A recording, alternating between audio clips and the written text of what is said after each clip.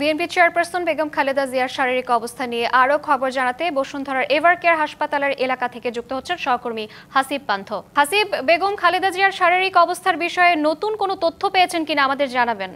শ্রাবন্তী, নতুন তথ্য বলতে যেটি আছে সে বিষয়টি আপনিও বলছিলেন যেমনটি যে আসলে বেগম খালেদা জিয়াকে কিন্তু আজ মধ্যরাত কিংবা ভোরে কিন্তু আসলে তাকে লন্ডনের উদ্দেশ্যে কিন্তু নিয়ে যাওয়ার কথা ছিল। তবে কাতার থেকে পাঠানো যেই অ্যাম্বুলেন্সটি রয়েছে সেটির কিছু কারিগরি ত্রুটির কারণে বিলম্ব হবে বলে জানতে পেরেছি। এদিকে সব কিছু মিলিয়ে যদি সব ঠিকঠাক থাকে তবে আগামীকাল সকাল 9টা থেকে 9:30 নাগাদ কিন্তু আমরা বিশেষ সূত্রে জানতে পেরেছি তারেক রহমানের স্ত্রী তিনি কিন্তু বাংলাদেশে আসছেন এবং এসে সরাসরি এভারকেয়ার হাসপাতালে এসে এখান থেকে তাকে যুক্তরাজ্যের উদ্দেশ্যে তাকে নিয়ে যাওয়া হবে। তবে একটু বলে রাখি যে তার শারীরিক অবস্থা কিন্তু এখনও অপরিবর্তিত রয়েছে, অর্থাৎ গেল কদিন যাবৎ কিন্তু তিনি তাকে যুক্তরাজ্যের থেকে শুরু করে চীনের বিশেষজ্ঞ যারা ছিল তারা প্রতিনিয়তই আসছেন এবং আসার পরবর্তীতে তার যে প্রিভিয়াস অর্থাৎ মেডিকেল রিপোর্টগুলো ছিল সেই রিপোর্টগুলো দেখে তার এই আন্তর্জাতিক মেডিকেল বোর্ডের মাধ্যমে তারা এই সিদ্ধান্তটি নিয়েছে।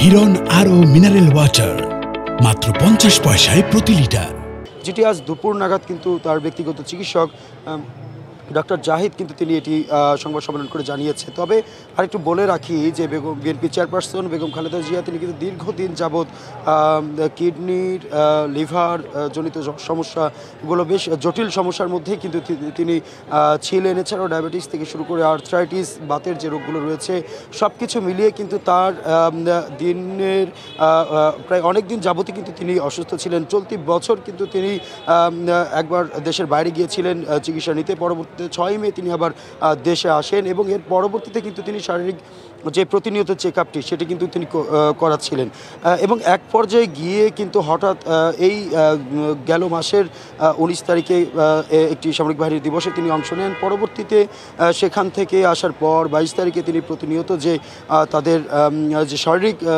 চেক আপটি করানো হয় সেই উদ্দেশ্যে কিন্তু তিনি এভারকেয়ার হাসপাতালে আসেন। এরপরে তার শ্বাসকষ্টজনিত নানা ধরনের জটিলতা বেড়ে যায় এবং তার বিভিন্ন চেক আপ করানোর পরবর্তীতে তাকে 23 তারিখ ভর্তি করানোর সিদ্ধান্ত হয় এবং এক পর্যায়ে কিন্তু তাকে 27 তারিখে নিবিড় পর্যবেক্ষণে নেওয়া থেকে শুরু করে 1 তারিখ, 2 তারিখ, 3 তারিখ বিভিন্ন বিদেশি বিশেষজ্ঞ যারা রয়েছে তারা কিন্তু প্রতিনিয়ত তার যেই চিকিৎসা সরবরাহ সেটি কিন্তু দিয়ে যাচ্ছে। এক পর্যায়ে তার এই চিকিৎসার অবস্থায় বিশেষ করে গেল কয়েকদিন আগে কিন্তু তার যেই যুক্তরাজ্য থেকে যেই বিশেষজ্ঞটি এসেছেন এবং বিকাল রাত নাগাদ যে চীনের আরও একটি বিশেষজ্ঞ দল এসেছেন তারা আন্তর্জাতিক মেডিকেল বোর্ড গঠন করে তার সমস্ত কিছু পর্যবেক্ষণ করে সিদ্ধান্ত নেওয়া হয়েছে তাকে আজ মধ্যরাত কিংবা ভোররাতে নিয়ে যাওয়া হবে। কিন্তু যেহেতু কাতারের এই বিমানের বিলম্ব হচ্ছে সেহেতু বিশেষ সূত্রে আমরা জানতে পারছি যে হয়তোবা আগামীকাল সকাল নাগাদও কিন্তু তিনি যেতে পারেন। সর্বশেষ জানাচ্ছিলাম শ্রাবন্তী,